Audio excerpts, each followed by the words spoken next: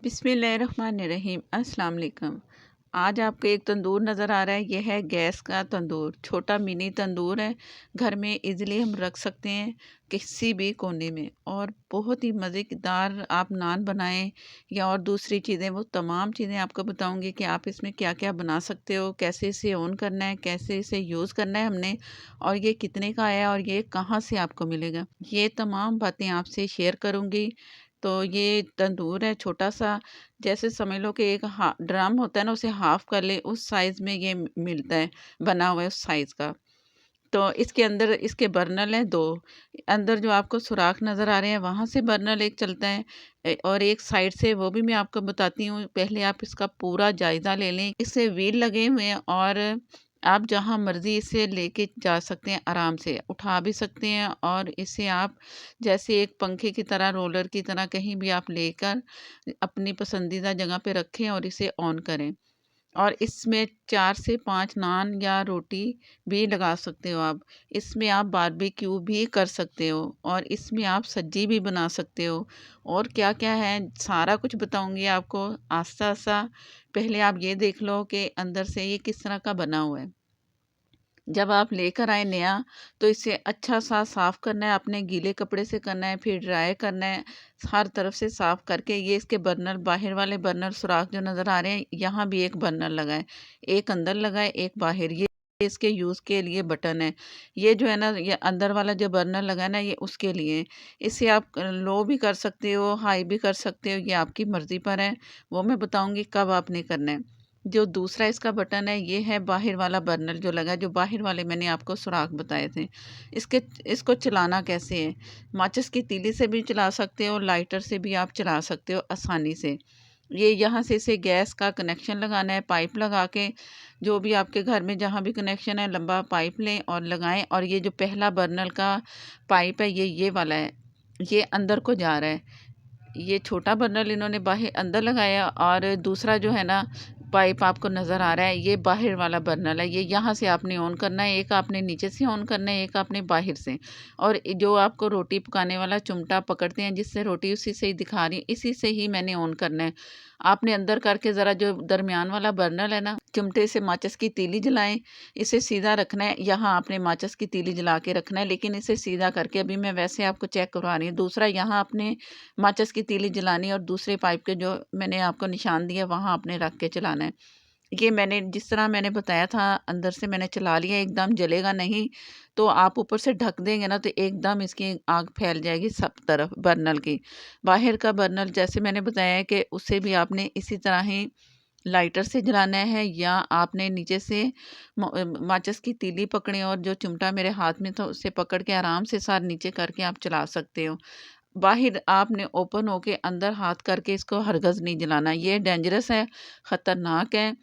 तो ये मैंने टोटल जला दिया, साइडें भी आपको दिखाती हूँ, और अंदर से दोनों तरफ से जल रहा है।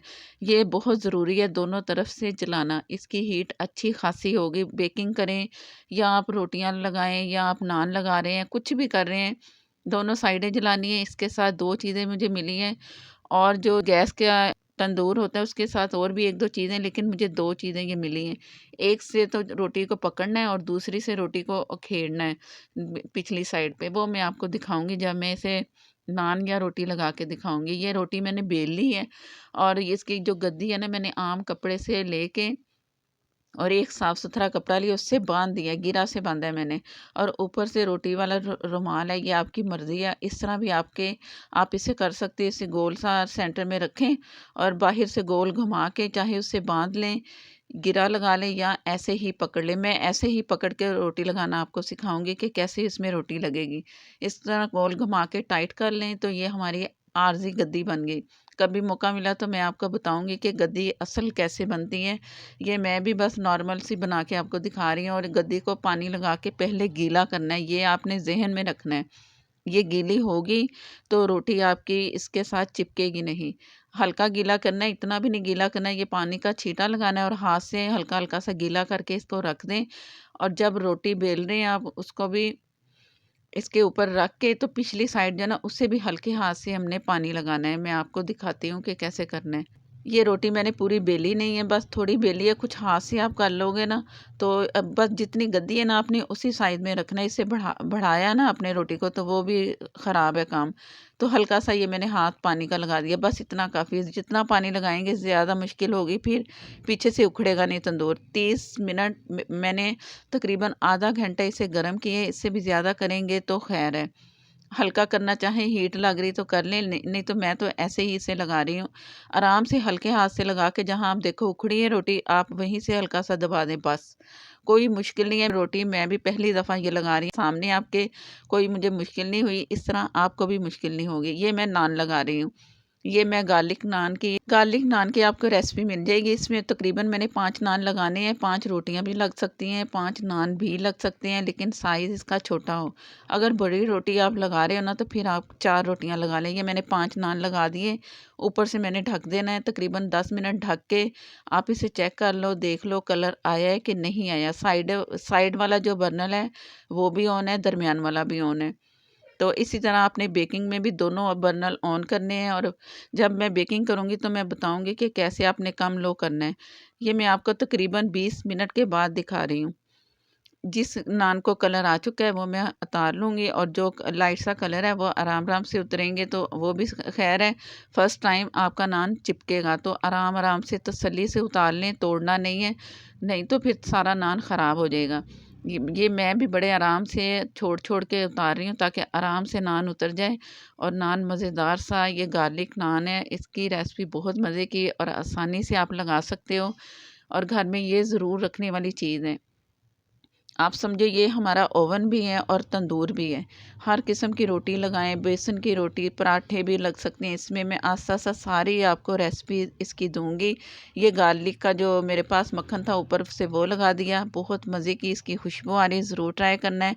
अब मैं आपको बारबेक्यू कैसे करना है, ये मैं आपको दिखा रही हूँ। चिकन तंदूरी मैंने तैयार किया, मसाला लगाया इसे, और ये भी आपको रेसिपी मिल जाएगी। ये मैंने यूट्यूब शॉर्ट वीडियो में दे चुकी हूँ, तो वो भी आप ट्राई कर लेना। ये इस तरह रखना है, सेंटर में मैंने एक प्लेट रखी है ताकि एक्स्ट्रा पानी जितना भी इसका चिकन का निकले तो नीचे आए, तंदूर ना हमारा ख़राब हो। और प्लेट भी ऐसी रखें जो आपको चाहिए नहीं।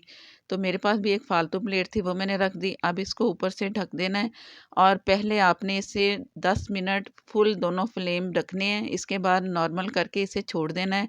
तकरीबन 25 मिनट इसे लगेंगे। ये तैयार है 25 मिनट में। थोड़ा बहुत अगर जले तो घबराना नहीं, तो अक्सर ये सीखें जल जाती हैं। कलर बहुत अच्छा है और पक भी चुका है तकरीबन 25 से 30 मिनट। ये मैं आपको चेक करवा रही हूँ कि कितने आराम से ये उतर रहा है।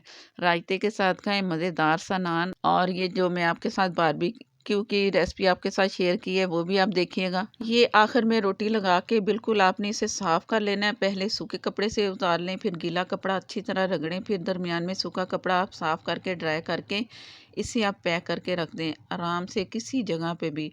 अगर आपको रिव्यू मेरा ये अच्छा लगा है तंदूर का, तो आपने कमेंट बॉक्स में आके मुझे ज़रूर बताना है। किसी बात की समझ नहीं आई तो वो आप मुझसे पूछ सकते हो। अगर कोई फ़रमाइश है कि तंदूर में क्या बनवाना चाह रहे हो, तो वो भी मैं इंशाल्लाह वो फ़रमाइश पूरी करूँगी। और ये कोई इतना ख़तरनाक नहीं है, आराम से हर नॉर्मल बंदा इसे चला सकता है, बंदी भी चला सकती है और बंदा भी।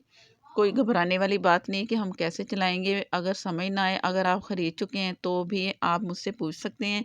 ये आपको शालमी से मिलेगा जहाँ से चूल्हे मिलते हैं, और गैस सिलेंडर भी उनके पास होते हैं, तो उनके पास होगा ये चूल्हा। मुझे मेरे घर के करीब से ही मिल गया तो मैंने ये ख़रीद लिया, और इसकी कीमत है तकरीबन 4000 के करीब। अगर आपको थोड़ा बहुत महँगा मिले तो ये 5000 के करीब आपको मिल सकता है, इससे ज़्यादा तो नहीं हो सकता। तो फिर आप जल्दी कीजिए और ख़रीदिए और घर में एन्जॉय करें, कभी नान लगाएँ, कभी आप बारबेक्यू करें, केक बनाएँ, बेकिंग करें, लज़ानिया बनाएँ, जो आपका दिल चाहता है। ये एक ओवन भी आपके लिए है, और मैंने लिया है तो मुझे बहुत खुशी हुई, मैंने आपके साथ शेयर किया है। अगर वीडियो अच्छी लगे तो प्लीज़ लाइक देना मत भूला करें। नए देखने वाले हैं तो प्लीज़ मुझे सपोर्ट करने के लिए मेरे चैनल को सब्सक्राइब कर लें। साथ में जो बेल है ज़रूर प्रेस किया करें। फेसबुक पर हैं तो प्लीज़ लाइक कर दें, शेयर कर दें और फॉलो कर लें। आप सबका बहुत-बहुत शुक्रिया। अच्छी सी और वीडियो के साथ आप सबके साथ हाज़िर होंगी इंशाल्लाह। अल्लाह हाफ़िज़।